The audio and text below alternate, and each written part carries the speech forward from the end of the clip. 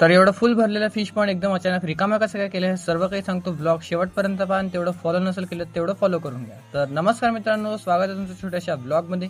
तर जसं की तुम्हाला माहिती असेल की माझ्या घराचं काम सुरू होतं, तर इथे आम्हाला ठेवायचे ते सिमेंटचे पोते. म्हणून आता जे आपलं फिश पण आहे ते पूर्ण रिकामा करायचं होतं, म्हणून एक एक करून सर्व जे आपले फिशेस होते त्यांना मी एका बालदीमध्ये काढून घेतलं.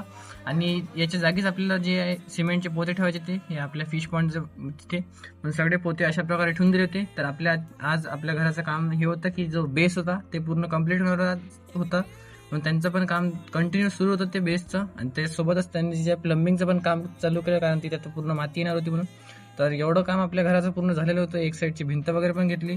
नंतर आता मला आणायचा होता पाईप, कारण आता घरावर पाणी तर मारावंच लागेल रोज म्हणून. तर मी गेलो लगेच राऊत एंटरप्राइजेसमध्ये, तर तिथून आम्हालाच पाईप घ्यायचा होता. तर पूर्ण बंडलच घेतलं होतं. तर हे बंडल पडलं मला 1000 रुपयाला. हे होतं 101 फूट. म्हणून लगेच ते बंडल घेतलं आणि लगेच आलो मी घरी. तर येता येता ते चहाची